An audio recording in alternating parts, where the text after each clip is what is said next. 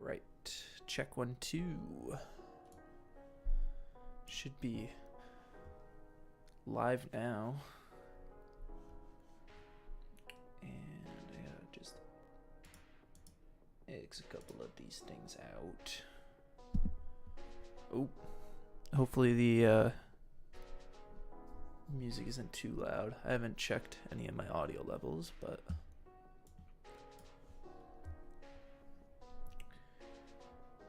what's going on, folks?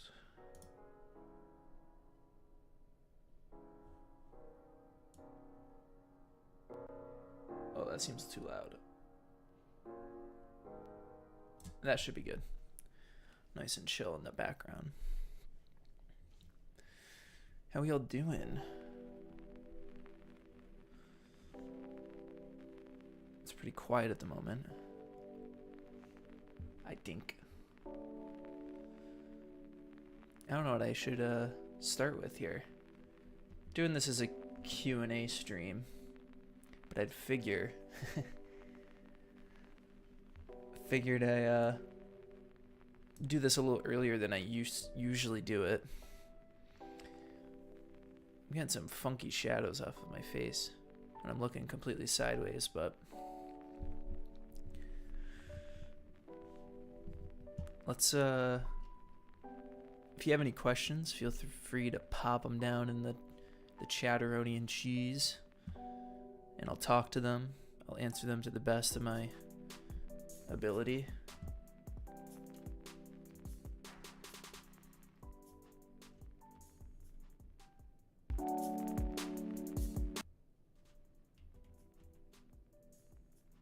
Turn down this. Sorry, I'm just playing with volumes right now. I don't know how loud the music is comparative to my voice. Hopefully it's not too bad.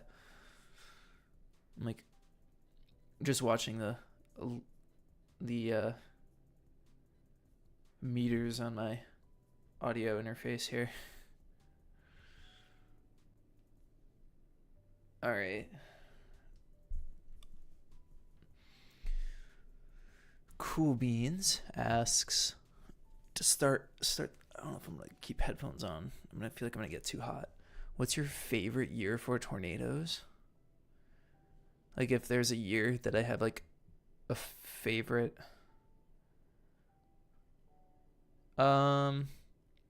Probably like in terms of like chasing, I wish I could have chased 2010 or 1995. Is it 1995? I gotta double check that. I gotta open up Tornado Archive.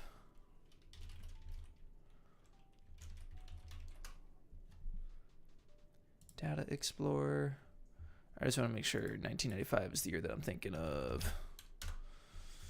Yeah, it was 1995. Yeah, probably like in terms of chasing and stuff like that, it would have been 2010 or 1995. Oh wait, when was Last Chance? Stratton, any tornado, 1990. Oh, it was 1990. Anyway. Yeah, doing things a little bit earlier this year. Or this stream. Because I know that we have European folks that always complain about me doing streams too late in the night. But yeah, to answer Cool Beans' question, I think it's between 2010 and 1995. So there are a lot of good photogenic tornadoes to have chased that year. Those years. All right. Jesse Plays asks, what EF4 tornado in the last 10 years was the closest to being EF5 in your opinion? Well, I guess that'll be in how do I frame this? Because there's like two ways you can look at it. Like actually like breaking like the EF5 threshold on the scale itself, or is it like EF5 intensity, like capable of EF5 intensity? Because that list is endless, really, to be honest. Like that, or I shouldn't say endless, but that's a pretty pretty long list, honestly, comparatively speaking. Because, yeah, I mean, we all know the ins and outs of the. If you're watching this channel, you know how I feel about the EF scale, and I don't know, Valonia maybe.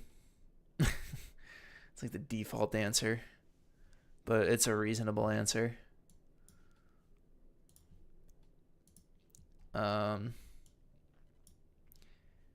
SW is peak. Watching from Turkey. Love your videos. Heart. Thank you. SW is peak.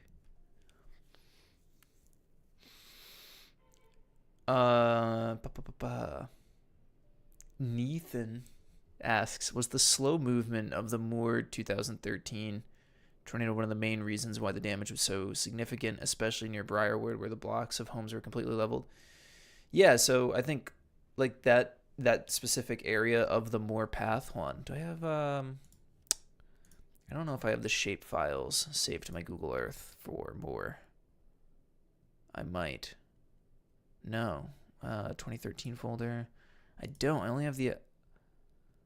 Hold on, I gotta uncover it. I know I have it in my archive somewhere. Let me pull it up. I gotta go dig into my stored files. So it would be videos, video project files, 2023. There we go. There we go. Cool. Sorry, I'm just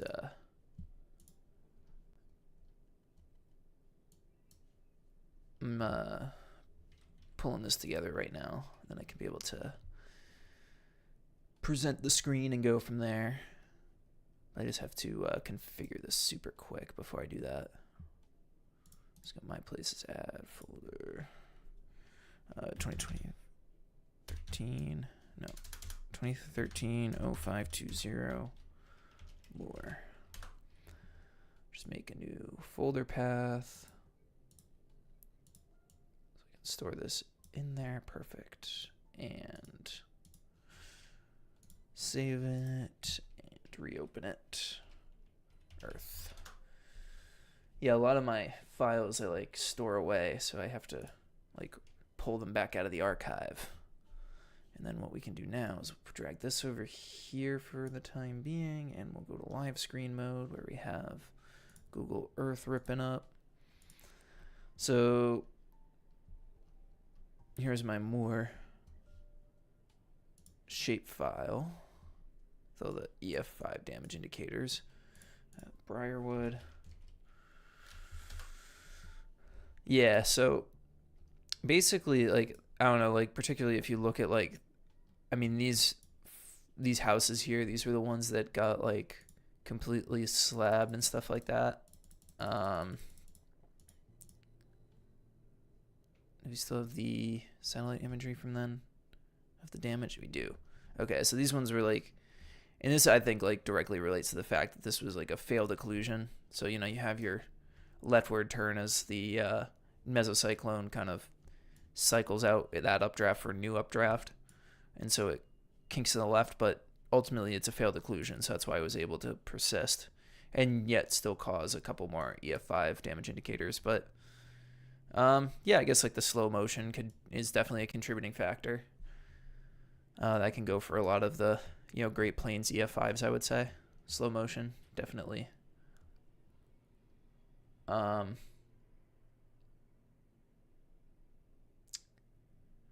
Plays a role. DJ asks, how do interactions between the rear flank downdraft, thermodynamics, and vertical vorticity along horizontal shear zones contribute to the concentration of angular momentum? Oh, so the conservation of, you're saying the conservation of angular momentum. I presume that's what you're saying there. Yeah, it's not concentration, it's conservation. How do interactions between... Sorry, I'm just like... I have to read things a couple times to fully understand what's going on. Vertical velocity. Vertical vorticity along the Horizontal shear zones.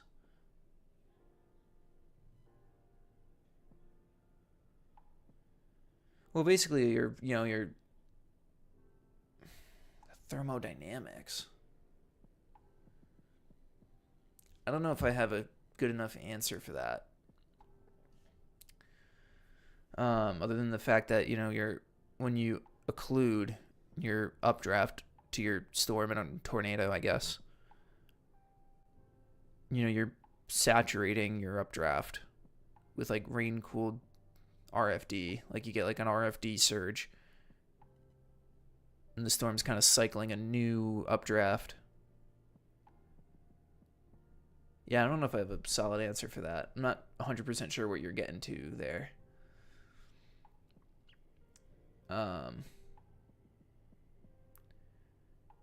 Hey Ethan, how are you, man? Going off of DJ's question, I wanted to ask you about non-mesocyclonic and boundary interaction sigtors. You may have seen my research on the Anthony, Kansas EF2, but it formed along the boundary of a left split storm over 6 miles from the mesocyclone as it entered. I'm not sure if I'm familiar with Anthony, Kansas EF2. When was that? Can you throw a date on that?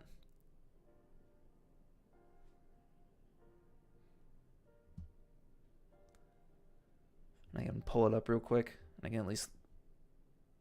Oh, shoot. Is the shutdown not going to let me pull radar data? That's probably new. So I know I ran into that issue earlier this week. Hey, CJ, what's up, dude?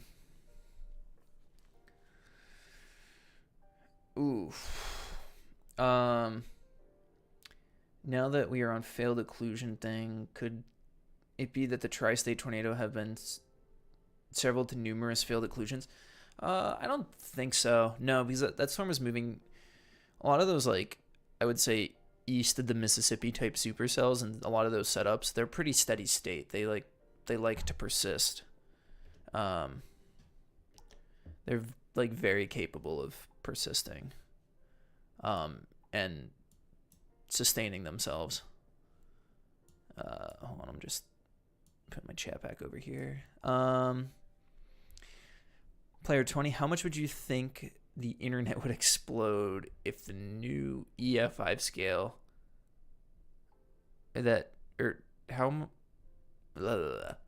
how much would you think the internet would explode if with the new EF scale something would be rated EF5 the first year?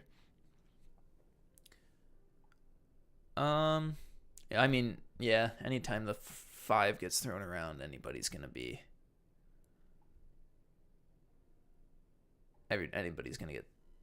spaz out. Uh-oh. I thought this one didn't have...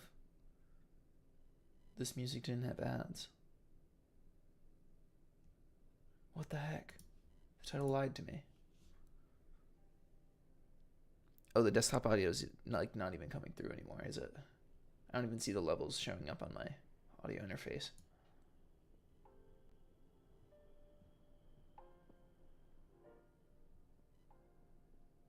Anyway, whatever.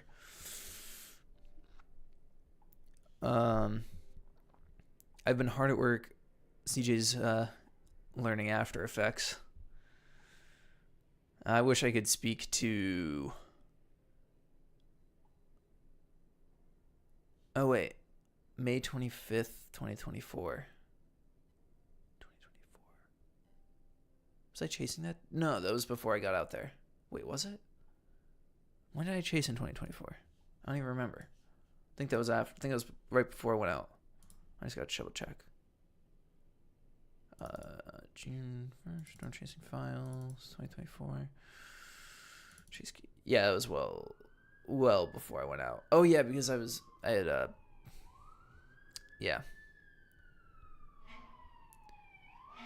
Ignore the fire truck. If you can hear that.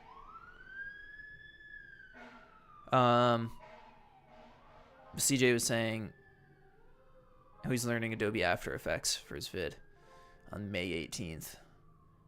Yeah, After Effects is I wish I could speak more to After Effects. use very few Adobe products if possible. I try to avoid that company like the plague. I only use Lightroom. That's the only Adobe product that I haven't been able to find an alternative for that is as capable. All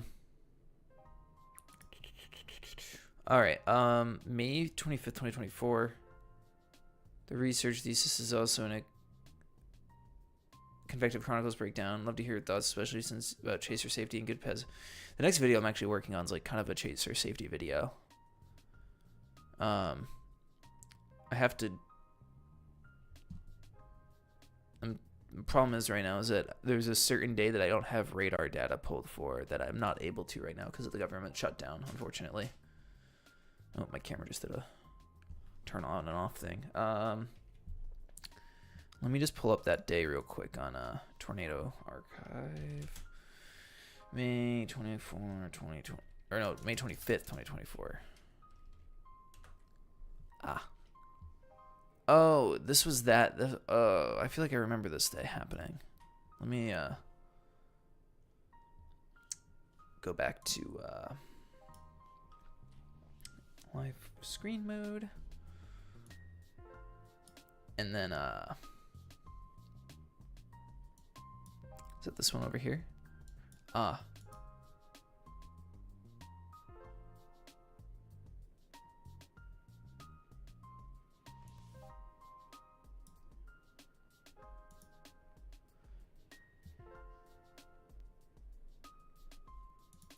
Let's take a look real quick. Let me see if we can get.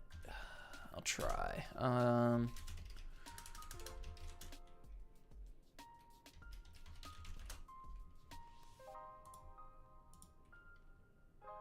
Let's see if I can pull the data for GR2.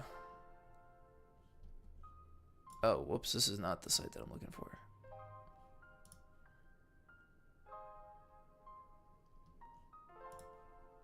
There we go. Select by map. That would be probably Wichita. Would be the closest. Or would actually.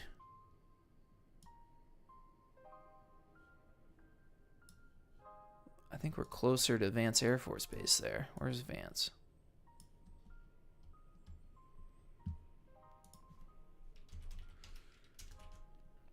I can do this on Google Earth. What am I doing? Shoot.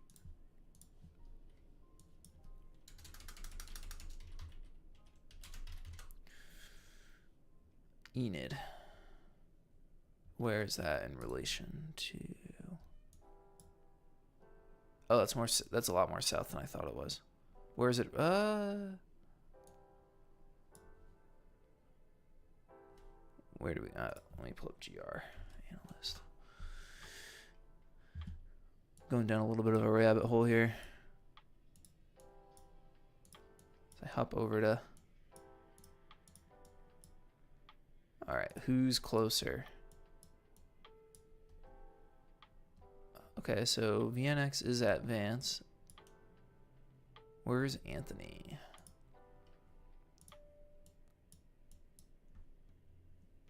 Looks like, all right, so maybe Vance is the closer. Let's try this. Whoops, we're gonna go back to this. Boom. We don't want Wichita. Shoot.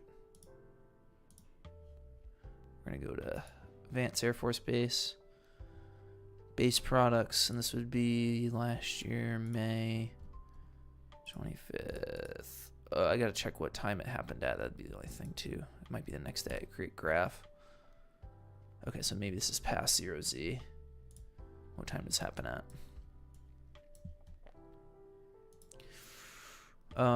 Yeah, so this would be the following day. UTC time wise. Yeah. Shoot. Shutdown's messing everything up.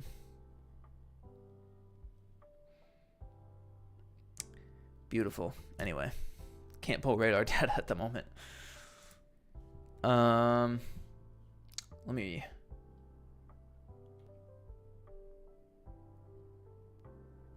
Oh, today's also the anniversary of the Windsor Locks tornado. Windsor Locks F4.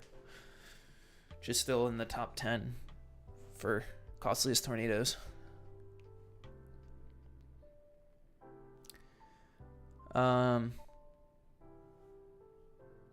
I'll look up the I can look up the Convective Chronicles video about it and see if I can kind of. I don't know if I just want to watch the video though in the middle of a stream. That'd be rude, I feel like. Oh yeah, I should just download Supercell. It's funny because I talked to. But the thing is that I don't think it's a. I think it's because of the shutdown. Like you can't pull the data right now. Let me just see if the radar scope one archive mode works right now. Oh, it does.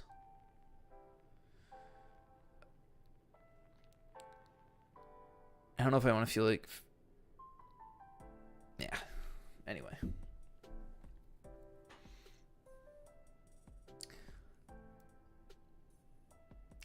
Let's see.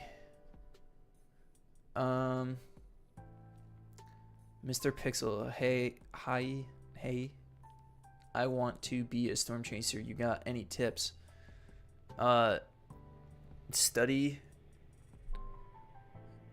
up and go with someone that has experience first, I would say, and learn about visual spotting techniques and like understanding storm anatomy and being able to visually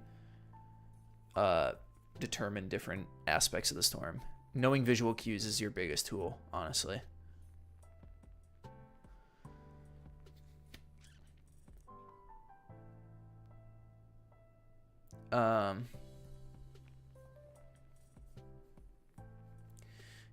Oh, does NW switched? Let me just do this.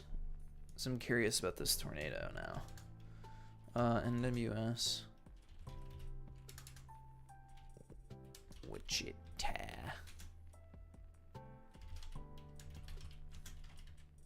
See if it just pulls up. Okay.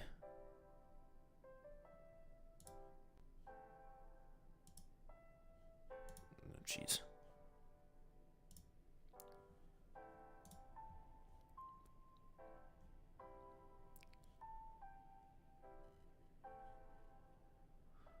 Okay.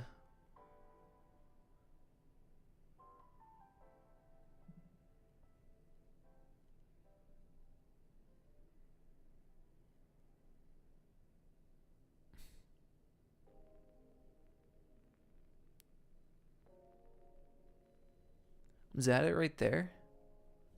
That shot off? Hold on, I gotta... Oh, okay, I see it now. Yeah, there it is. Whoa, that is a funky evolution. Oh, they literally highlight it in this one. Yeah, there it is. That's what I thought. Little CC drop. That is a fun evolution, isn't it?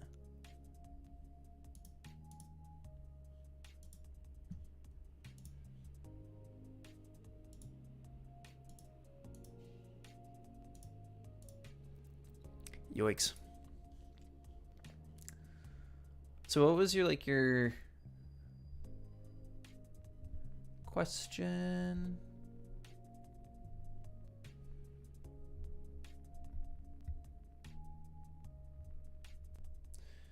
Let me oh, okay.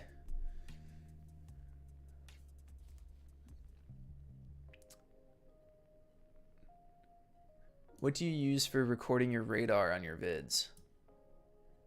So what I do, it's pretty janky, but I'll download the radar data and I'll put it into GR Analyst. So like what I'll do is I'll basically what am I trying to do here? Let me pull, I'm just gonna pull some radar from an old video, but I gotta go back into the videos archive folder just to pull some radar data. Videos,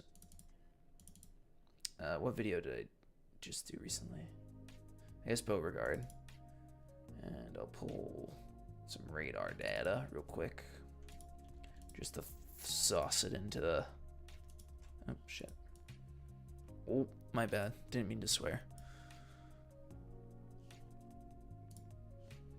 Okay, here we go. So what I do is basically I throw some stuff into GR Analyst.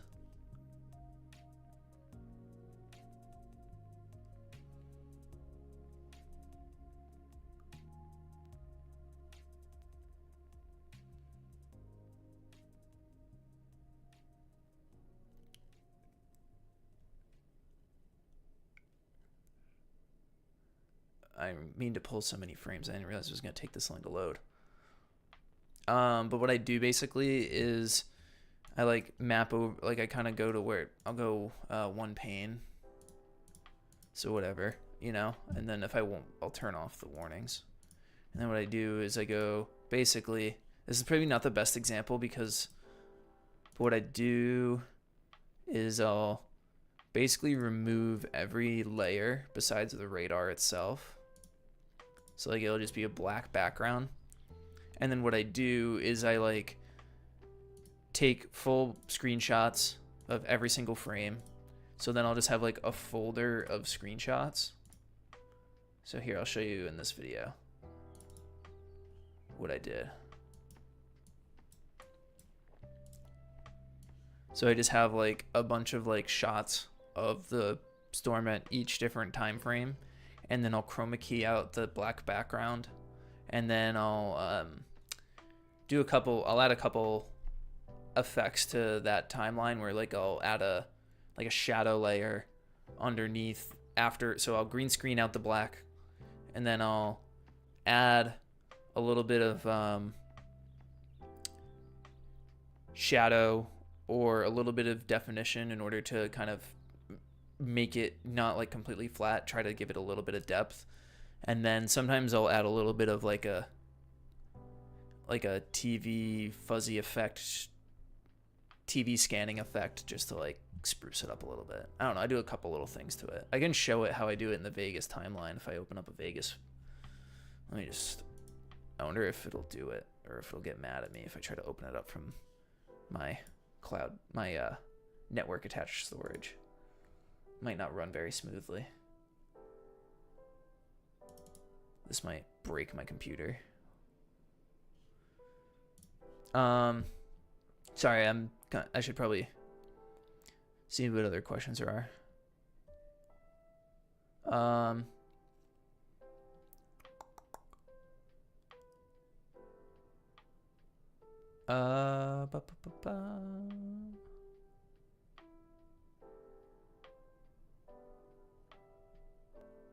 Did you hear about the 2011 Springfield EF3? Is that like a, are you like a pulling my leg type of thing, or is that like you're genuinely asking?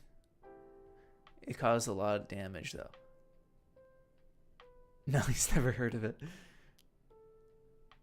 Something tells me like you're actually asking like if I know of the June 1st tornado. It's like my entire origin story. I feel like I tell my origin story every single time on this thing, and why I'm a weather guy. Like, Gold Guy IG, are you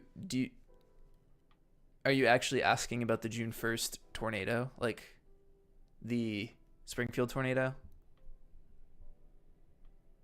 or are you genuinely curious?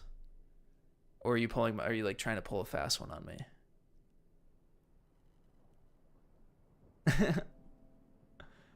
As if not, it's not a, because that entire like that tornado is like why I'm here. It's like hit my hometown.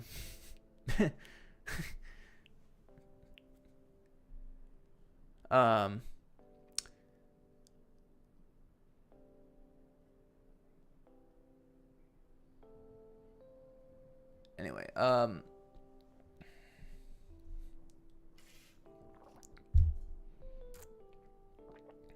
something about El Reno. What's your opinion on the El Reno tornado? I don't know.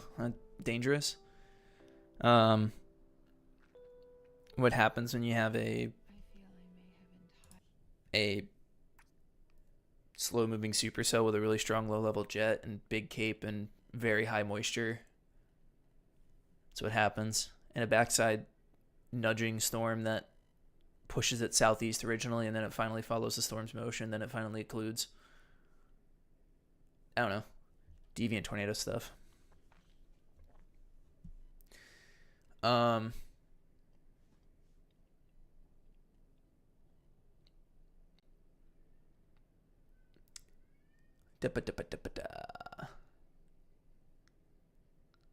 My county here in southern Michigan seems to kill storms every time there's severe weather. That's a common phenomena in terms of everyone thinks their location has like a weather hole. And that's usually just because of perception. But what, like, your county in southern Michigan? Well, if we were to pull up, like, what's it called? Tornado Archive. Is it like, am I going to find like a actual like hole where the county line? I don't know how this thing works. Excuse me. Seems like maybe there's a hole here. I don't know. Tough to say.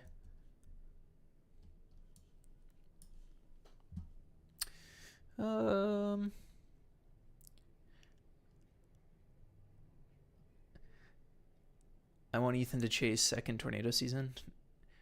Second season's like kind of a myth. Unfortunately.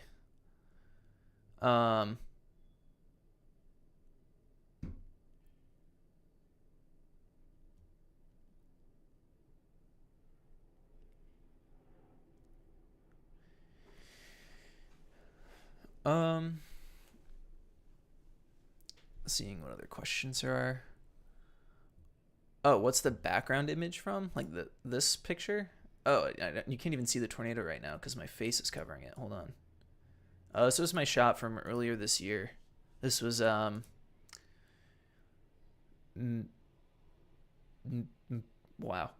April 25th in Littlefield, Texas, near Sedan, Texas. Big dusty tornado. I don't know. I just really liked this shot for some reason. I just kind of liked having the whole wall cloud and like the fact that it was like so low to the ground and, you know, nice dusty tornado. No. I don't take a lot of good pictures. I'm too focused on video. So like when I take a good picture, it's like I have to like pat myself in the back. So, because I messed up. I didn't take any good shots the day prior. I was too focused on video.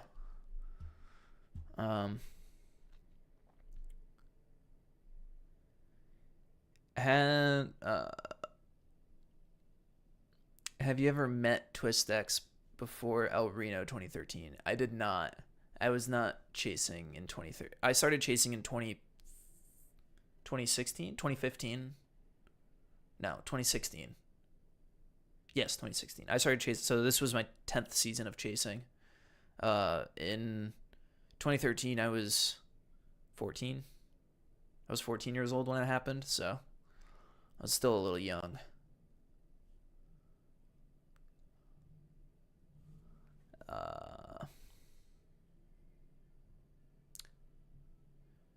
I know it's probably been covered, but how do storm mergers make or break a storm? I know it has a lot to do with many boundaries created by the storm, but not much beyond that. It's just kind of like a nudger thing. I'll kind of diagram it out in a second. But Gold Guy IG asks, have you ever heard of Project Otis? I have, and it's cool what they do. But I'm a little jealous of them because I was doing UAV stuff back in this was June 1st was like a engineering development thing before it was more of a YouTube channel. This is like dating back. So if I let me pull up my website real quick just to show you.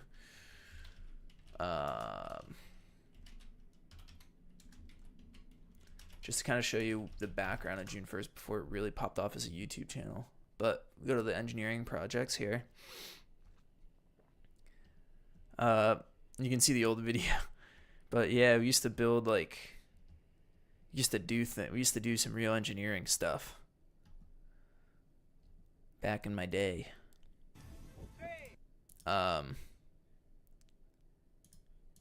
Check this out.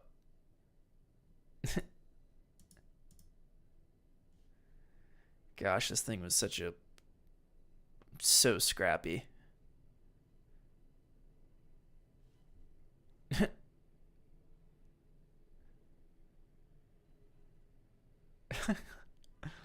Oh yeah, this is what we used to do.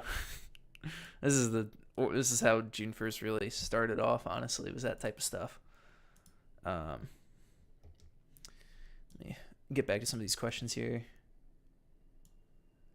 Oh, I wanted to draw out.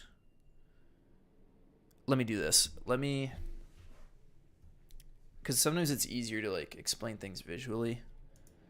So let me pull up my drawing software and let me bust out my tablet.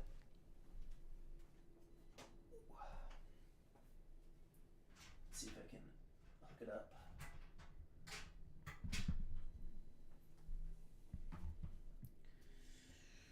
All right, I'm gonna have to draw like on my lap kind of, so I don't have the cord optimized at the moment.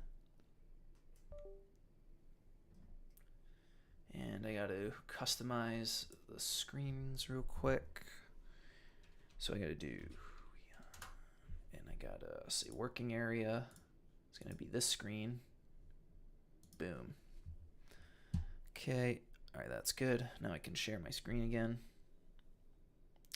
Wait, where'd my chat go? I lost my chat. There it is. Gotta put it over here again. And then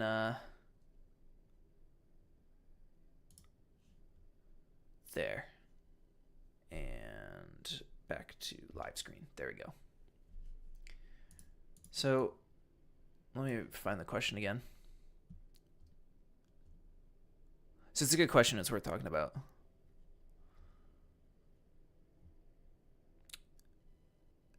How do storm mergers make or break a storm? Okay, so where's my mouse? All right, so let's say we have a supercell. Let me make this a little smoother. So let's say we have a supercell, right? And you have like a storm kind of over here, like a smaller cell that's like kind of moving a little bit faster than this cell. So like we'll call this our main cell, right? And what happens is we got to think about the kind of boundaries that this thing's making. So this storm, like you have your forward flank. Oh, helps if I actually select the color blue. You have like your forward flank, which is going to be, you know, kind of cold air rushing out of the storm. Downdraft, forward flank downdraft, right? You have your rear flank downdraft, which kind of wraps around this way. And then you have need red. You'll have like an inflow region where there's actually warm air feeding into the storm. And then kind of usually here at this kind of occluded like this point here, like that's where you'll get like tornado genesis basically. You'll get tornado. It's a little offset from, you know, the classic hook. But what happens is with this other feeding storm is basically if you have like a couple of fronts going, right? Ooh, it's a little off. But this, you know, this little less mature cell or nudging cell, what it does is basically it's shoving its cold pool into the rear flank of the parent storm. So it basically like almost kicks this rear flank into overdrive, and it allows, really to kind of spool up that kind of occlusionary area in the middle of the storm. If that makes, hopefully that makes some sense. I should do more of like these little like drawing things. Drawing explanations. Give me 1 second. I just got some message come through.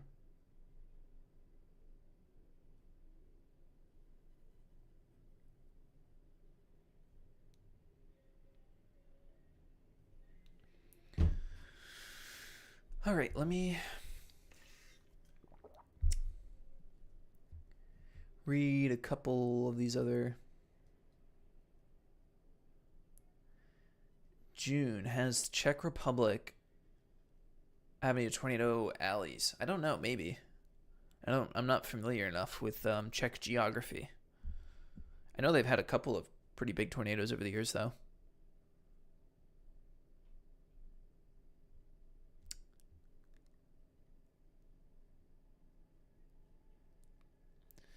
NWS Northern Indiana scheduled their spotter training classes for fall. I'm in the first one of the season. Very excited. Hopefully it still happens with the shutdown. That's the only thing. Good evening from Ireland. Salanche. The motherland for me. My Irish self.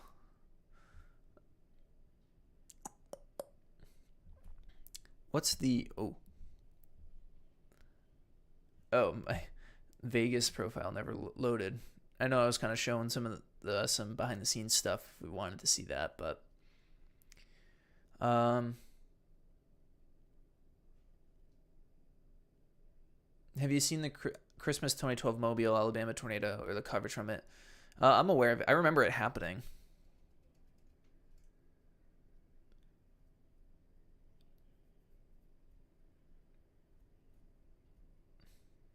Your editing style is what got me into your channel. Not gonna lie. Thanks. Hopefully it's something different, I guess. Oh, I just realized I never turned the music back on. I guess we don't really need the music, do we? My soothing voice is what everybody comes for, I guess.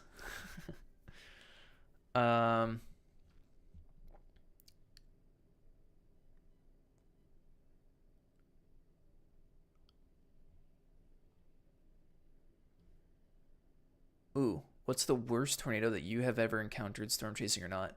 I think still to this day, it's still the 2011 Springfield tornado. Just given the fact, like, not particularly in when I saw it, but I think later on in its life, I think it was definitely EF4 capable when it was like in the Brimfield State Forest. So I still think that's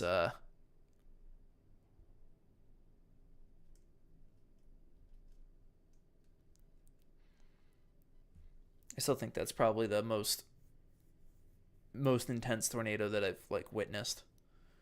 I'm trying to think.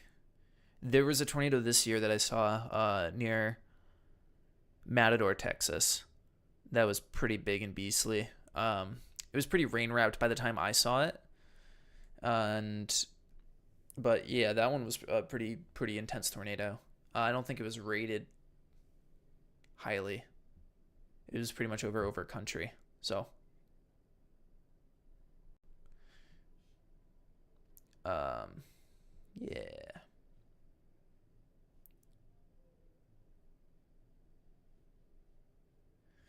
Catching up. Hi, I just wanted to ask you, can the 200 to 300 mile per hour tornadoes within a few feet of width happen? Or is that an impossible scenario? I think that's pretty I think we've seen examples of like expansion wave type phenomena happening with some of those like really drill bit type tornadoes. Ashby, Dalton Ashby, or Mineral Point, if we want to name the meme. But yeah, I don't think it's impossible, especially if we're seeing, phenomena such as expansion waves. Then you're physically, you're pushing the sound barrier at that point, technically speaking. June. My actual name's Ethan, by the way, if you want to, you don't have to call me June. But I guess, everyone, that's what people know me by, I guess. Do I know Dan Robinson? Yeah, I guess I do. I haven't met him personally, but yeah, I know Dan Robinson. I don't know him super personally, but we've both follow each other on socials and stuff like that. I should make a video on why Louisiana doesn't get any EF5 or F5 tornadoes. That sounds like I think it's more coincidental, if anything. Dumb question, but do you use algebra for your damage assessments? Yeah. So algebra is basically like what I'm doing essentially is I use my fundamental engineering equations, and then kind of solving for the unknown variable, which would be whatever the thing is. So you have to use algebra to kind of rework the equations. So yes, essentially. The math itself isn't that difficult, I don't think. But that might be.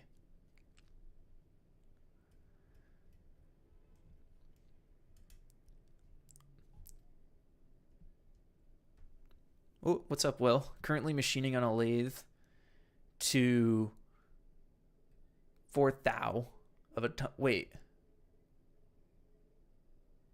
That is an insane tolerance. I'm surprised you can even hit that on a lathe. I used to have to hold things to so I used to hold some cylindrical in my previous line of work, cylindrical parts to plus or minus 1 thou. But what's that, 10 thou? Airtight fit. Yeah, that's that's at that point I feel like I would just be EDMing that part to hit a tolerance that tight. A little engineering shop talk.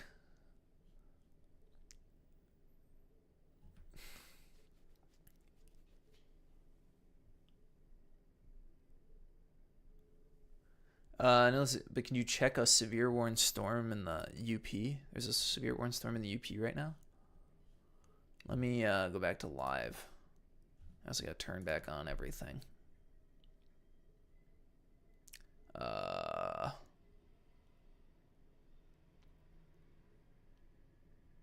So that would be what, Marquette, right? Let me turn on city names.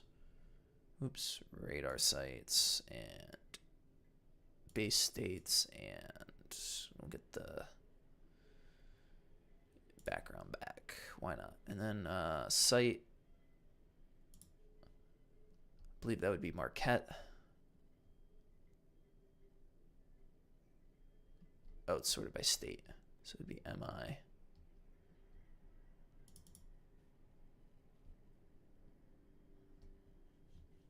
Oh, wow, there's a little bit of a supercell up there. Cool.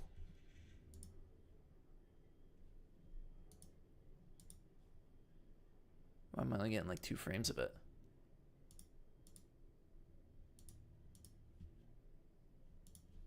Yeah, a little supercell. That's pretty cool. Well, actually, let me just double check. Let me check with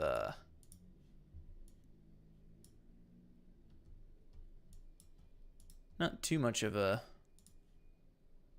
maybe somewhat of a meso developing, but there's a hail spike on it. That's pretty cool.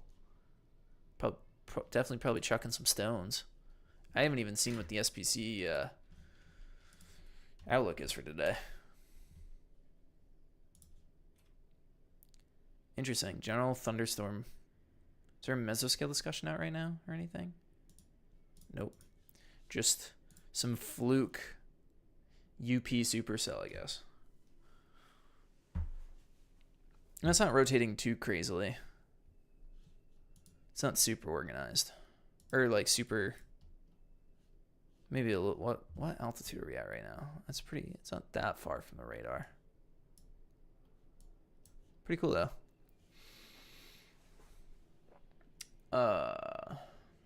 Where are we at?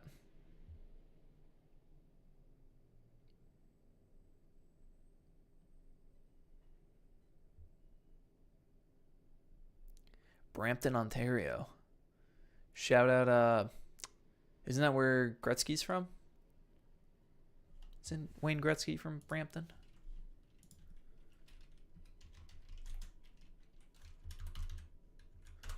I'm like, am I imagining that? No, he's from Brantford. Who's from Brampton that I'm thinking of?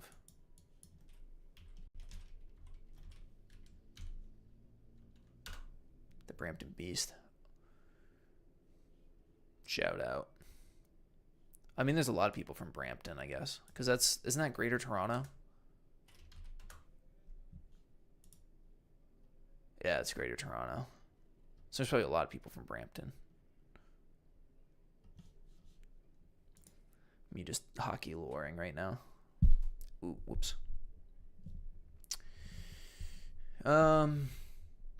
Brett asks, I think he's asking, why do coastal areas not get tornadoes? Do storms have to drop over mountains onto flat? I think a lot of the times when it comes to, like, you'll get water spouts and stuff like that, but those are non-mesocyclonic. A lot of coastal areas won't get tornadoes because usually ocean air is stable. It's like pretty, stable air is not good for supporting severe thunderstorms. So the sea breeze usually kills a lot of severe thunderstorms.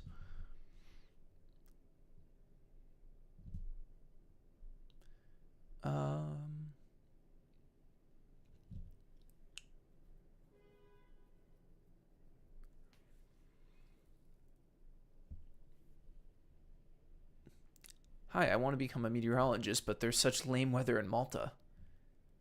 Hey, Malta's a cool place to be.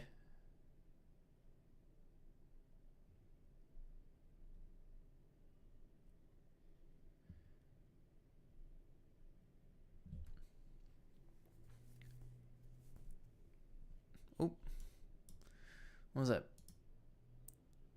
All right.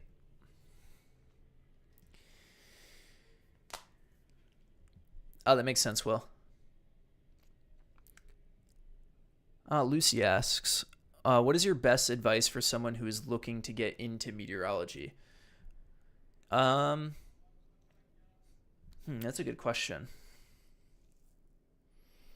I mean, obviously there's like the math and stuff like that everybody likes to talk about. But I mean, obviously like I haven't taken meteorology itself. I haven't done meteorology, but I've did engineering coursework, and the fundamental sciences are very much the same with like the maths and the physics. So yeah, just being like, I would say, all right, I would say, like, when you go to like college or whatever, like, make friends within your major. Like, I mean, naturally that's going to happen, but like, form study groups and stuff like that. Like, do your homework assignments like together.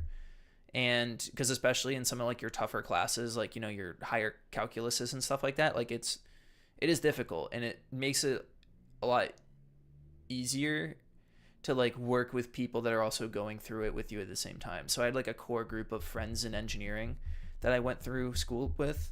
And we did like a lot of our homework assignments together. Like, some of us were good at some things, others were good at other things. So it was really good to like be able to work through the problems with other people so that we all could collectively understand better, if that makes sense. So being like collaborating in that sense, like, I would say that's like getting through school and stuff like that. Like, it's really good to like have like a good study group to work with.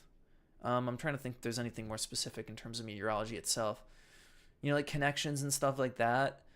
I think depending on what like aspect of meteorology you're looking to go into, Granted, like I said, I've never like gone through the job process, but just because of like the way, like how crazy kind of things are in the job market right now, um, I would say get good at like uh branding yourself, if that makes sense. So like if you're kind of going more into a broadcast type of role, I would say like, you know, kind of I would almost look to someone like almost like a Matthew Capucci, where I think he's done a really good job at being like very versatile and not like boxing himself in, and like using social media as a tool to like build like almost his own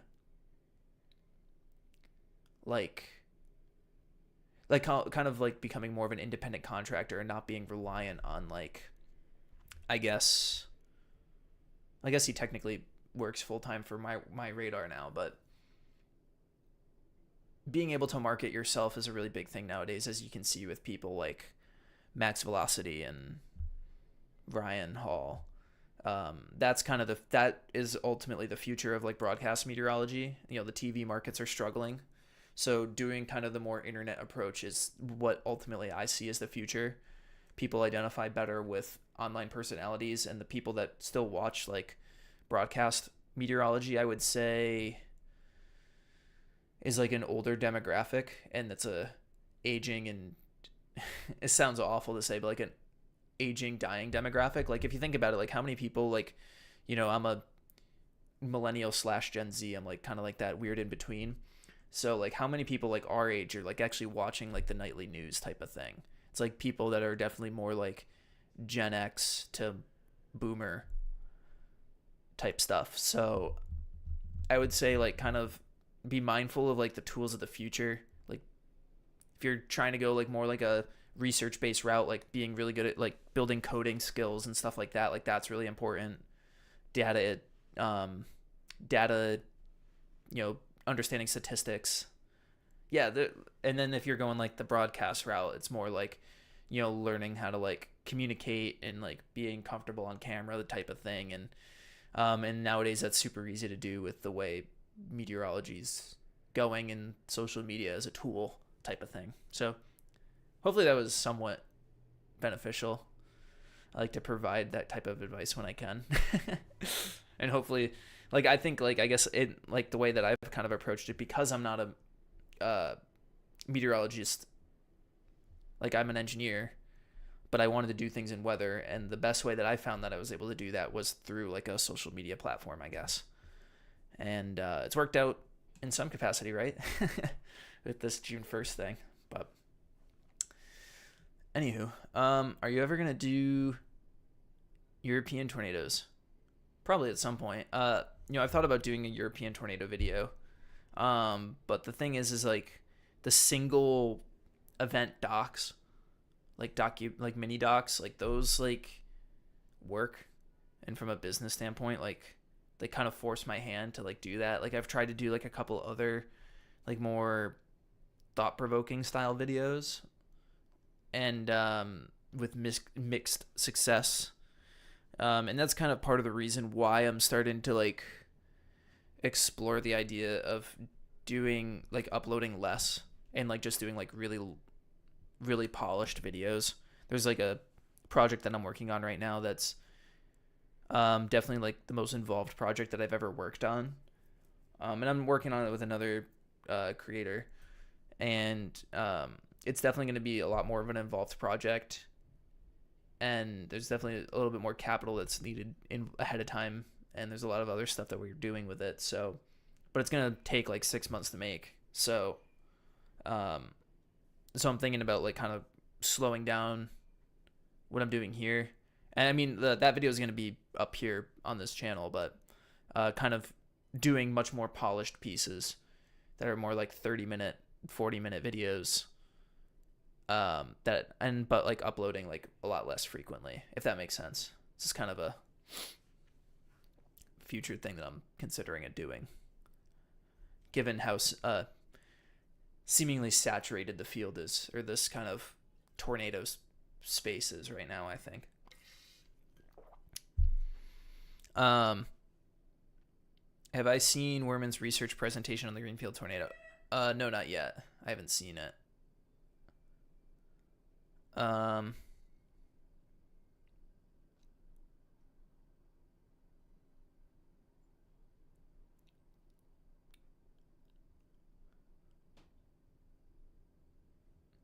yeah, I know. I recognize that the Malta was from Europe, not America. I thought it was pretty cool. Malta's really cool.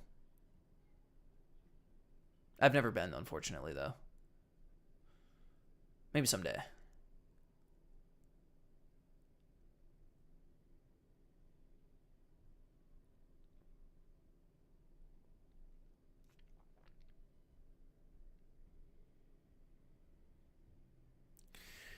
Um, Loyal Valley, yeah, definitely an interesting tornado. Somewhat overshadowed.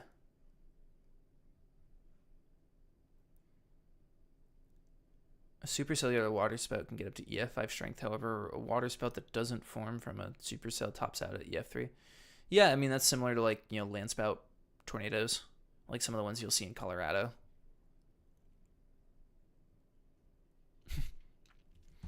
Make a video about the most violent tornado in Ireland. That'd be interesting. Let me put a drawing tablet down. It's just sitting on my lap.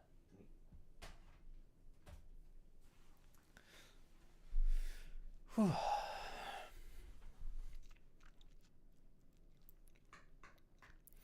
The issue is that a lot of AI generated channels are turning out. There's a lot of AI channels right now, not just in the tornado space. Um, I've been noticing a lot, at least in my algorithm, a lot of um, like kind of like those like crappy stick figure. Like how like there's like a couple of like those like I don't want to call them animation people, but like they're like they pretend to be like crappy stick figures and like they're all like AI generated. Like these newer channels I keep seeing popping up. And they'll be about like the most random, like they'll be about like financial stuff for some reason. Yeah, Quake or whatever that channel is. Yeah, that's definitely an AI channel. I've seen a couple of the thumbnails. I intentionally ignore them. Um, da, da, da, da.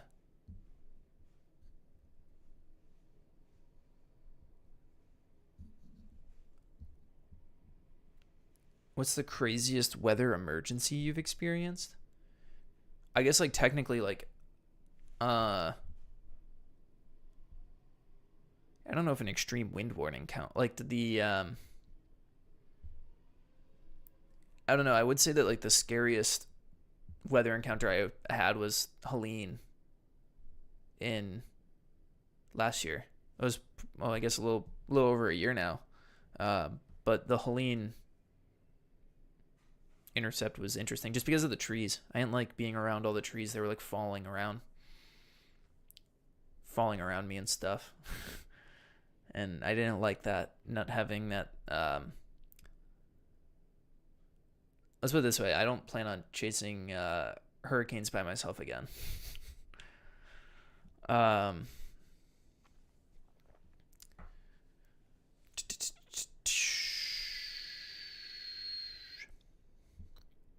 what's your opinion on Swaggle Studios? I don't know. I don't really watch his videos to be honest. I haven't like I know who he is obviously, and but like that format of videos like not. I don't watch a lot of like weather content honestly, just because I'm so involved in it already. Like I'll watch my friends' videos, and like granted, like I have like a lot of friends in the weather space anyway. Like uh, Steve at Weatherbox, Chris, Kelton, Will, Carly, like all these like weather creators. Uh, like I'm friends with them, so I'll watch their videos. Um, and of course, there's a bunch of other people in the wet, like like storm chaser based people that I know that I'm good friends with, like like Aaron Rigsby, Max Olson, um, guys like that. Yeah, That's kind of like the people I probably. I mean, the list is pretty long, but that's kind of.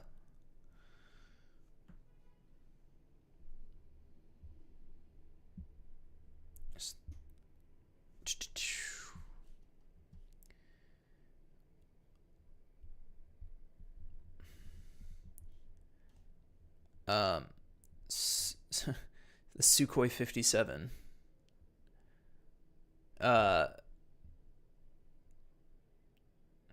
Hey, what's up, Zach? Nice super chat. Louisiana represent. Yeah, we've got to get the what's it called? Popping in the do we have like I know I had let me pull this up real quick. I know I had a map at one point of like all the Gulf majors. Oh yeah, from the past like 10 years. Oh yeah. So, let's see. Let me turn off roads. It's really distracting. So, what do we got? Turn off all the non. We don't need Irma. We don't need Michael. We don't need Laura, Zeta. We don't need Oh, wait, no, Ida. We need Ida. Yeah, the Louisiana majors. That is kind of crazy that what's that? That's Zeta and Ida, right? Yeah.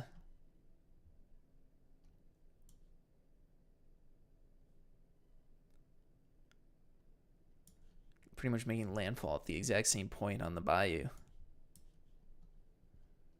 Like, what even's out here? Oh, that's crazy. There's like houses out here. Is there like Street View? There is. Can you like see like is there like any like flood infrastructure? Or do these places just flood every time there's a hurricane that comes in? When was this taken? 2022?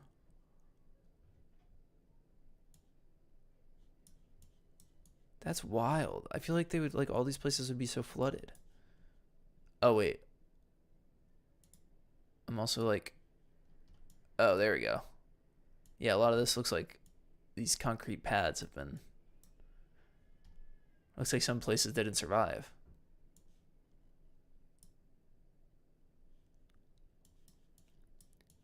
Oh yeah. That's not good.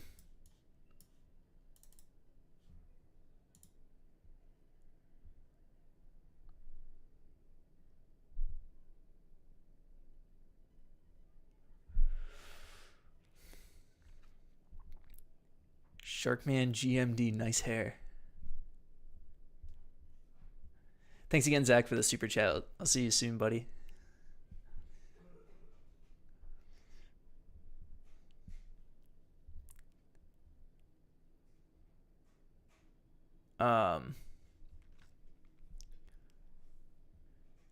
I like the nice hair. Yeah, the hair's a little long right now. It's flowing. Sukhoi 57. I don't know that 2011 tornado.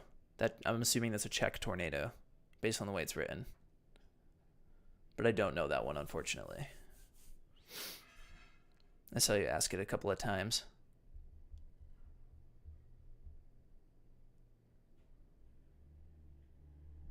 Oh, jeez. Dude, you're too kind. Blowing up the chat. I just realized that the chat is like visible on the screen right now. What else should I show? How's that storm doing in Michigan? It's still severe warned. Oh wait, why do I not have?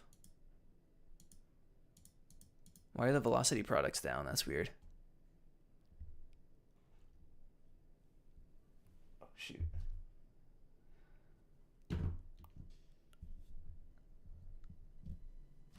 Oh shoot. Oh, there we go. Now we got. Yeah, the storm's kind of losing its muster. But this is actually really interesting. We can see this right now, where you can kind of see that the rear flank of the storm kicked off this other storm. So you can see the boundary kind of left behind by the rear flank of this storm, and see how it initiated off of that, and now it's kind of like this is detached and it's becoming a southeast mover, but this one like it blew up, but it's not going to be long for this world because this is all cool stable air behind it now because it's downdrafting out of the storm. Something kind of cool to see. That's fun.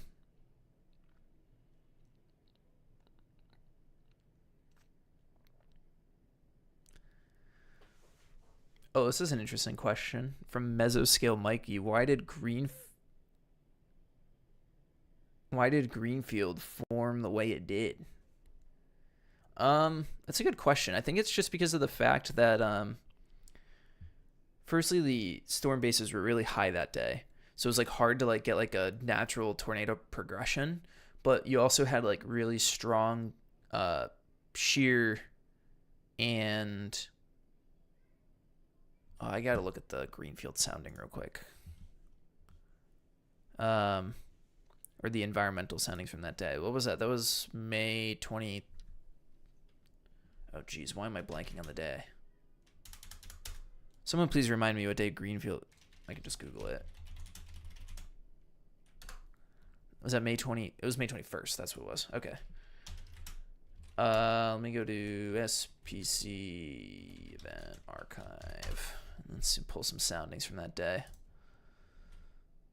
So that would have been the 24 May. That would be the 21st. Retrieve event. Moderate risk in Iowa. And then let's go to... was there an 18Z sounding that day? There was. Okay, yeah. So pretty was a little bit downstream is the Topeka sounding, so it's a little kind of far, but you can strong shear in play that day. So wasn't there a big ejecting trough? Yeah, massive ejecting trough. At the surface, big surface low over Iowa. Optimism analysis. Can we get some basic? Oh, geez, what's going on right now? Why is this all broken?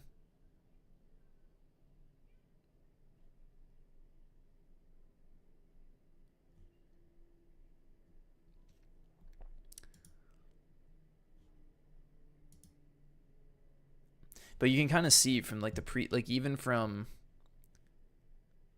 the previous day. So like this is 12Z, so 7 a.m. Central Time. And like you already have in the morning 3,000 Cape basically out in like the warm sector. This is like not even remotely near where things were going to kick off. Here we go. Here's a little bit downstream. This is like more of the air mass that's going to be transported northward into Greenfield. Big EML that day. Moisture deep at the surface. The problem is with the Greenfield days is that things heated up really quickly. So, your surface temperature is going to run away. But pretty dry up this way. Kind of that air mass that's working its way that way. Oh, yeah, that's behind the dry line. Yeah, but this is the air mass that's going to be working its way northward towards towards Iowa. And, like, your photographs already sorted out at 7 a.m. Like, you're not having to, like, your low-level jet is, like, already in place because that surface low is, like, up here. Yes, this is... Yeah, this is, like, this is basically in the surface low up in Minnesota. So everything's just hauling northward.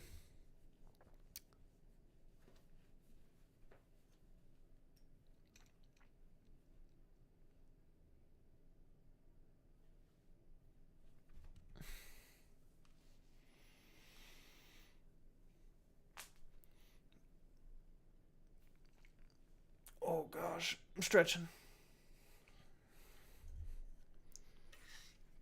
Yeah, Greenfield was an interesting day. I think a lot of it just has to do with the fact that... Was this a 20Z sounding?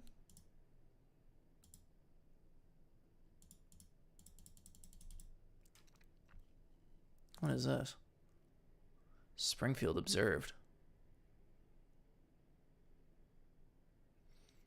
Deep cap. That's interesting. So we get 18Z soundings. What is this one? Why do we get one in Maine? Shout out Gary.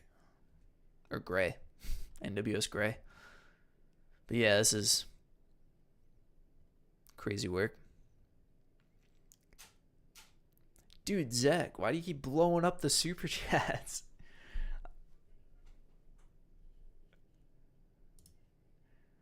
I'm going to reply. Oh, shoot.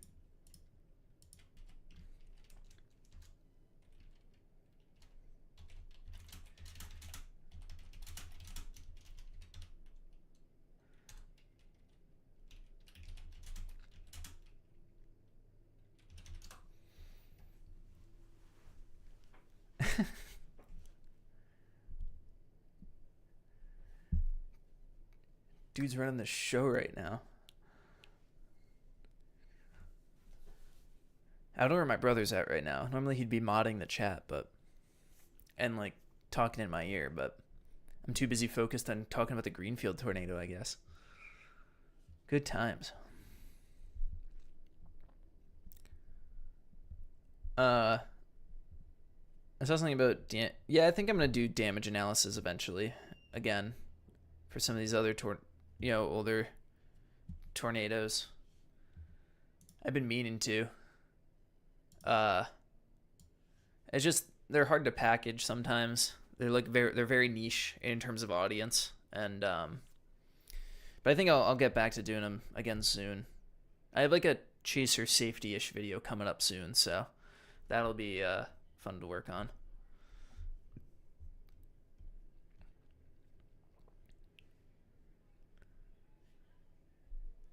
Thanks, America (Doctor) for loving the videos.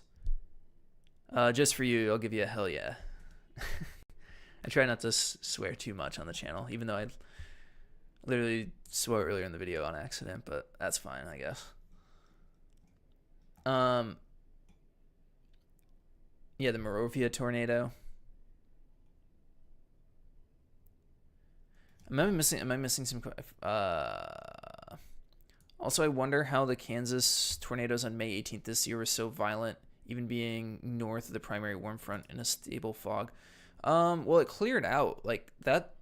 I don't think that was the case the whole time, if I'm not mistaken. I think, didn't things clear out by like 2 p.m.? Because the instability was already very much in place that day. Well, let's take a look. Let's pull up some soundings. Let's have some fun here, right? Go live screen. Boom. Pull my chat back over here. And then let's go, so that would have been May 18th this year, right? So let's go 2025 May. Glad this thing still works despite the shutdown. May 20, or maybe it does. Oh, there we go. Yeah, they went moderate risk this day, right? Well, yeah, this was a very similar. All right, let's just take a quick look. Well, hold on. Come on. May 18th.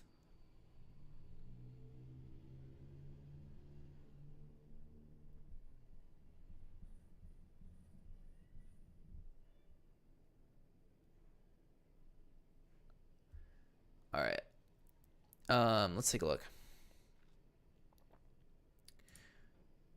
Day one. Oh wait, why am I doing the outlook? I don't want the outlook. I want 500 millibar that morning. Big trough ejection. Did we have a surface low starting to? Oh yeah, kind of. Yeah, there we go. So, strong. That's actually pretty impressive how fast that surface low developed. But I guess that makes sense with the amount of mass that's being moved up at at 500 mil, like with your jet stream. You're getting that divergence aloft. Can we get observations? Surface observations? There we go. So how did things start off? What time is this? Okay, this is 12Z. If we step forward a little bit, you can see we're kind of overcast here and still. Then it started clearing out. Cleared out by 19Z, so that's what? 1 p.m.? 1 p.m. Central? Am I losing my mind here?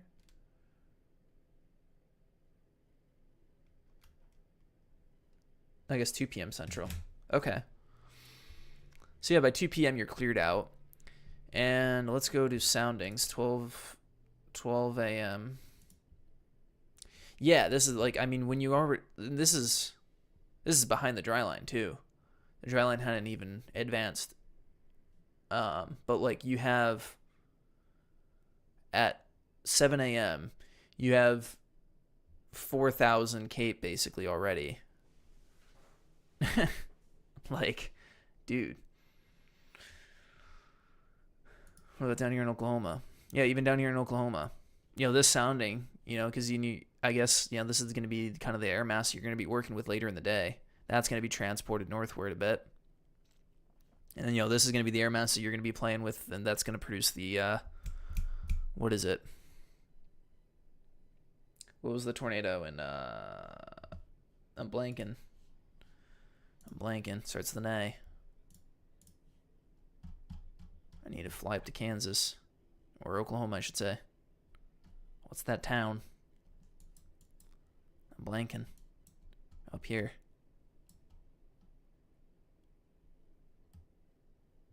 Arnett. Jeez, Ethan. Amateur hour.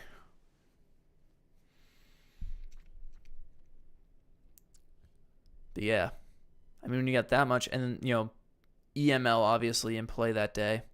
That warm nose. You got strong capping. But that'll erode by later in the day. Like if we go to, let's go, if we go to 0Z. Come on, give me 0Z. There we go. And then this is your hodograph going into the night there. With that Greensburg-esque supercell. Almost getting Greensburg 2.0. And when you get a hodograph like this, you're getting crazy backed winds in the low levels. Like this is yeah, this thing's, look at your STP is literally off the chart here. Look at the STP line's like at 11. It's already maxed out. That's crazy. I don't know if I've ever seen an observed NWS sounding where the STP literally is off the page. That's crazy. Yeah, I mean, this hodograph probably maxed it out. I mean, this is such an insane sounding. Wow.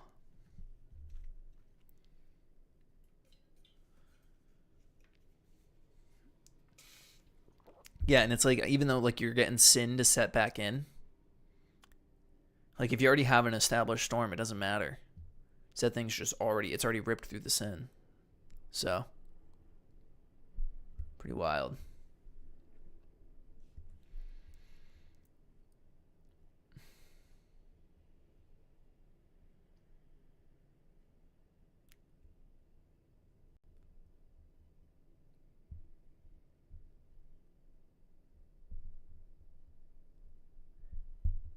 Yeah, I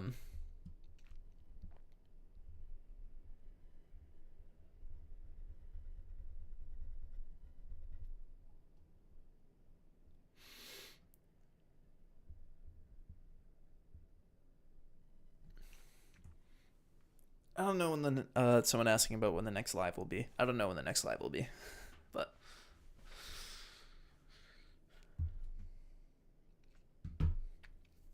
I was doing this a little bit. Please react to this comment when you see it so I know how far back the stream is. I think I saw that pretty much when it...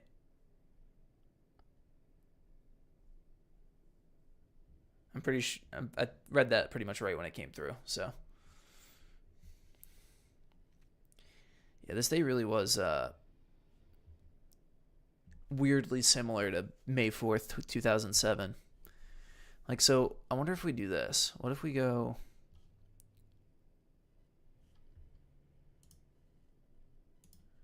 This might be a fun...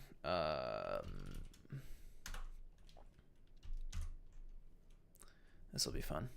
So we'll do this. And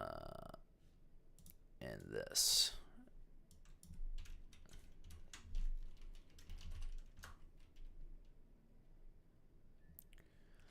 Okay, so we'll go... On this side, we'll go 2007, May 4th. We'll go past 12 hours. Or wait, we'll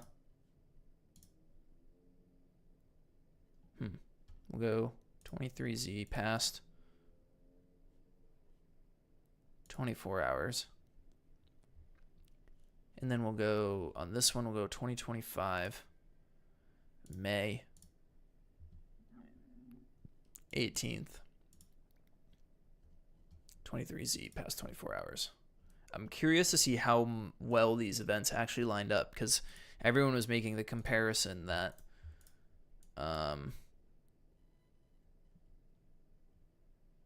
let's just do start off at 500 millibars.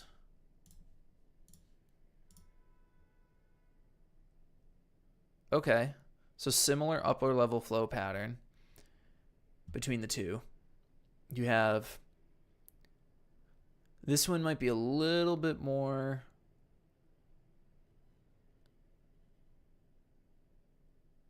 this one seems to be a little bit more delayed timing wise. This trough, like it's pretty stagnant. You're not getting that big exit region kind of coming over Kansas and all that in Oklahoma until much later in the day. Whereas down here, which is why I guess like storms kind of were less widespread probably. Whereas down here, you're getting that exit region much earlier in the day. You're getting that, that right quadrant of the exit region of the trough. Nice negative tilt though in both of these. So pretty strong off the bat. What if we go to the surface chart? Oh, wow, that's old school, man. 2007 moment. This one's not even loading in the other one. Visible satellite. Let's see if we can get some good visible satellite going.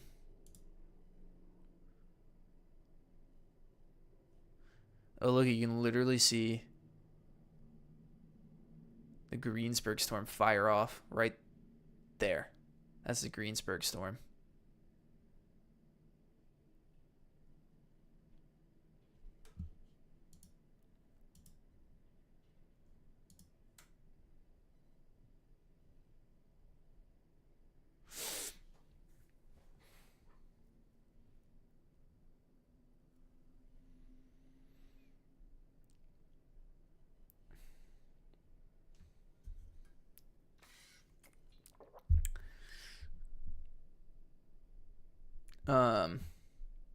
I realize I'm kind of diving into a May 18th, 2025 versus May 4th, 2007 rabbit hole, but I'll try to catch up on questions in a sec here. Where was I? What are your tips for storm anxiety? Ooh, it's a good one. Exposure therapy, I would say. I think it's kind of like what a people like any of those like kind of like anxieties and stuff like that. I think people do like almost like exposure therapy. But that's kind of hard to do when the weather's trying to understanding things a lot more. Like understanding, like trying to get a better understanding of the thing that you're scared of. Probably would be a so trying to get a better understanding of the meteorology and like maybe the math behind like how unlikely it is that you're gonna get like hit by a tornado, because that's like you're probably more likely you're probably more likely to get struck by lightning, to be honest, than you are to be hit by a tornado. I don't know what the math works out to that, but or at least be killed in a tornado. There's definitely more lightning fatalities than there are tornado fatalities each year.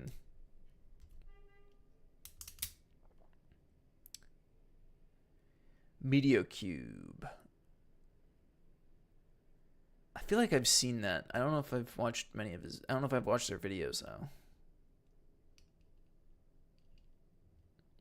Yeah, just remember the chances you being hit by tornado is extremely low, even in the tornado. Yeah, exactly. That's what it comes down to. It's like it's a numbers game almost.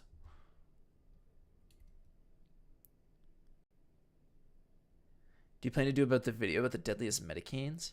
So like storms that happen in the Mediterranean. Given the fact that you're from Malta.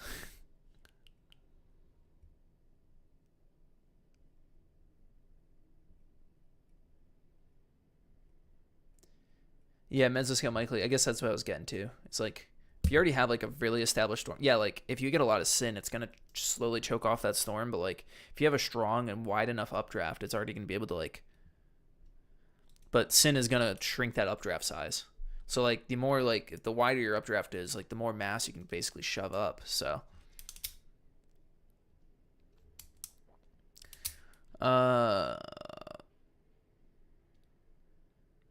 Ethan, if you were a foreigner and came for a year to the U.S. with some money, amateur and a fan of storm chasing, if you began in August, if I began in August, that's a weird time of year to go. Well, I guess August, like, I guess if you're into hurricanes, you would be kind of like along the Gulf Coast, maybe. And then, like, I don't know, hurricane seasoning, and then theoretical second season, go back to the Great Plains, hit like Oklahoma for like fall time frame, like October, November, and then like I don't know, go to the Great Lakes for the winter, or go to the Alaska, and like try to shoot the Northern Lights or something, try to see the Northern Lights a lot or something, or go to lake effect snow throughout the winter. Early spring, I would get down. Like I don't know. Chasing Dixie doesn't seem fun to me, so I wouldn't chase Dixie. I would go like March time frame. I would go down to Texas, and then work my way around there, and then go through the traditional storm chasing season of March through June, July. As that like you kind of work your way up the Great Plains as the summer moves along, as the jet stream moves further north. So like earlier season, you're down between like Texas and Oklahoma, and then you're kind of more everywhere. But by May, late April, May, and then by like late June, you're kind of like Dakotas, and then July you're chasing like MCVs in like the Midwest. So something like that probably.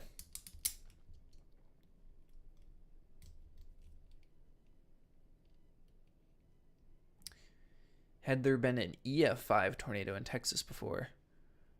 There's been F5s, no EF5s in Texas though.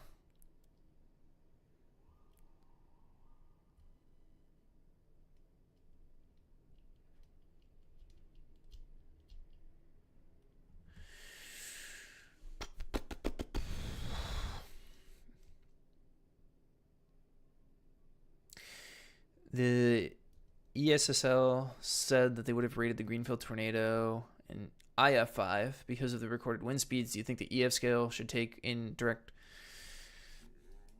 I'm not of a strong opinion personally. I think the IF scale is pretty cool, and I think it's definitely a lot more encompassing. I'm not a big ratings guy. I don't like arguing ratings. So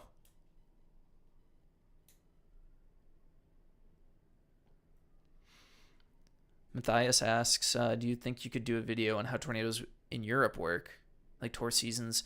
Yeah, I thought about doing a European tour video at some point.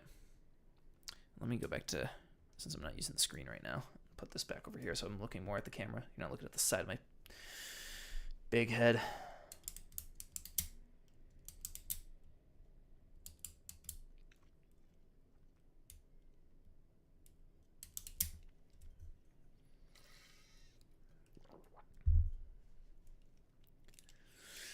Well, the thing is with like so I'm reading right now, the EF scale should allow more EF5s and improve wind speed estimates because most EF5 tornadoes gust around.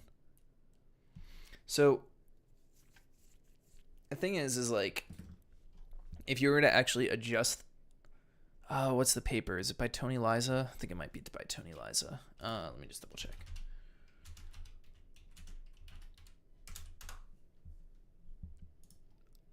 There we go.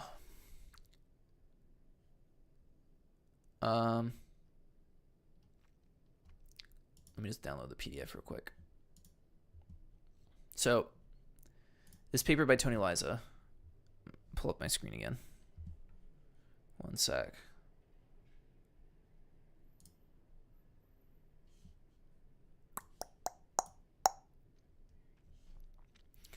So like where have you 5 guns? Closer look at the drought. By Anthony Liza. He's a postdoc researcher. I think he works for NOAA in some capacity now. So I think he was at University of Alabama Huntsville I think he did his PhD there. But here's like a list of tornadoes that are rated EF4, or strong EF4. That are close to being EF5 candidates, like Chickasha, Goldsby, Shawnee, Washington, Valonia, a lot of the, those classic ones. But EF5, so this is the list of like probable EF5 candidates just from a scale point of view. And what they said is that, I'm trying to find the exact, there's like a good graphic that kind of shows it. My brain's not working right now for reading, but basically is like, it comes down to like if you adjusted the scale to account for like, if it was like EF5 equals 190 or whatever, then like you would have like the same distribution of F5s as you did back in like the normal post F scale era, if that makes sense. So anyway, hopefully that makes sense. Ethan, have you heard of Roblox Twisted or Helicity? Yeah, I don't play I haven't played Roblox in like years. I haven't played any of the storm chasing games, do you think?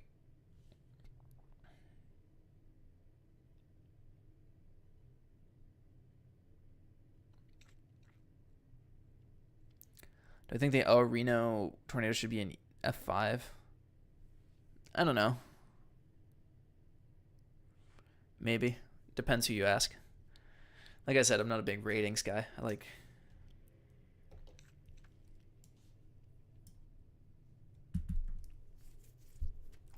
Why is it 200 greater and not 200 plus? Well, because 200 is the end of EF4.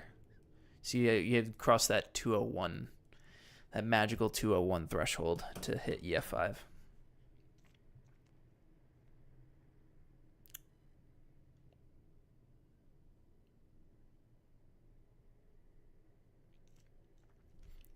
Ooh, Anderson Jones, what's your favorite chase so far in Texas, Oklahoma, Panhandle, Western Kansas, Eastern Colorado area?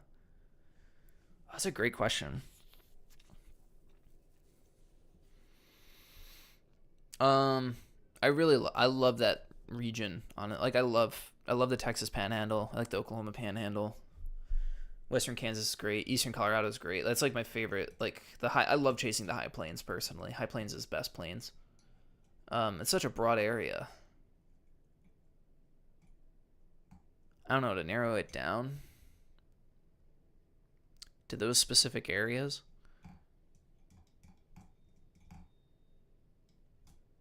I don't know. I've had a number of great chases in those areas.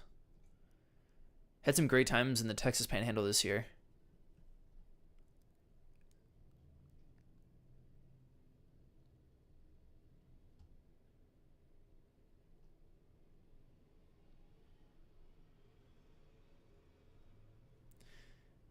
Yeah, the high plains just rock.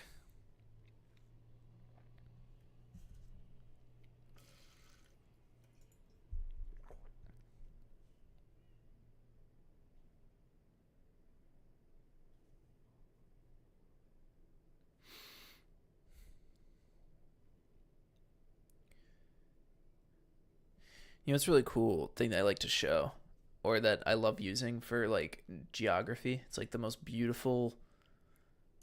It's looks chaotic, but it's like really this.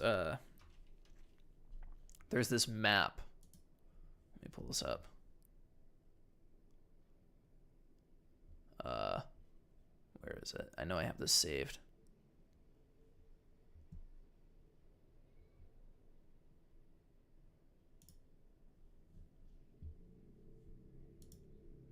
Where is it?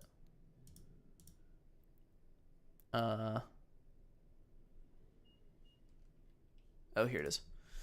Sorry, I was like thumbing through my bookmarks, trying to find this silly map. So don't cringe when you see this. Give me one sec. Okay. So this is like a US like regions map that the National Weather Service uses. And it like has like all these places like labeled as like regions in the United States. Pretty cool. So like you have like, you know, your you know, the OK Panhandle, Texas Panhandle, the Cap Rock obviously, and then you get a little further down, Permian Basin. I don't know why this is called the tri-state area. I guess that technically could be anywhere where there's three places aligned, but you know, the Raton Mesa, Piedmont of the Rockies, Nebraska Sandhills. Yeah, just fun. You know,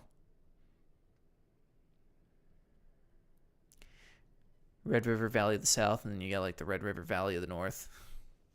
Fun stuff. I love this map.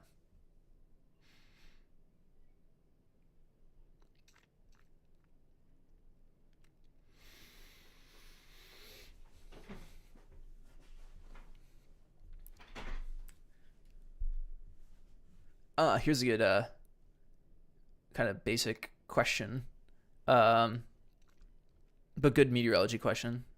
Why do low pressure areas often bring clouds and precipitation while high pressure areas are usually associated with clear skies? So like your low pressure areas, right? Like basically like think about it as like a giant like sink, and like you're funneling everything towards the low pressure. Like all that stuff like wants to congeal towards the center, whereas the high pressure area, it's like everything's getting pushed away. That's probably the most like simplest way to fundamentally break it down. So like your high pressure areas, like you're pushing everything away. Low pressure, everything wants to go towards the center. So like when you're pushing things towards the center, like your moisture is going to go into that sink. And yeah, so think about it that way. It's kind of fun.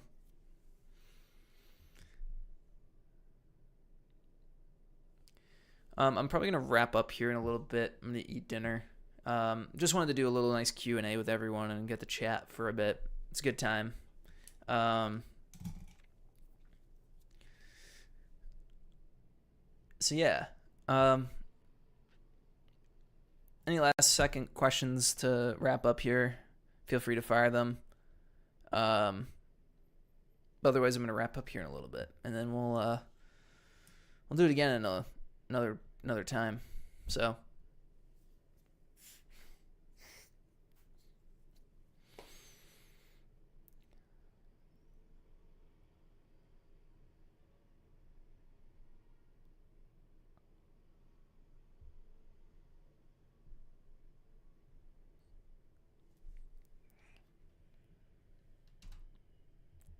Oop.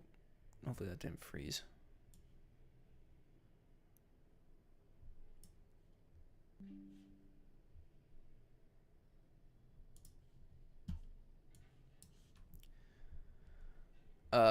Ethan, when will you chase South Africa? I don't know. I've never been to the African continent. Maybe someday. You never know. Get supercells that are like... Wait. It would be like... this, right? It'd be like upside down like that. Like this would be your hook. Instead of that. It'd be like that. Something like that. I don't have an opinion on Bakersfield. I do think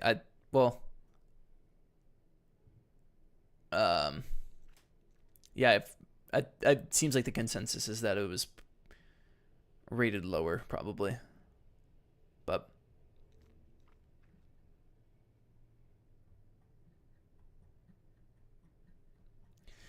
where do I think March 14th ranks as far as most intense simultaneous weather disasters at the same time?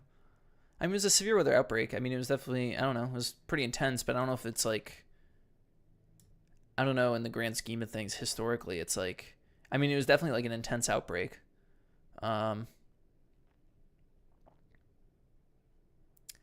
Yeah.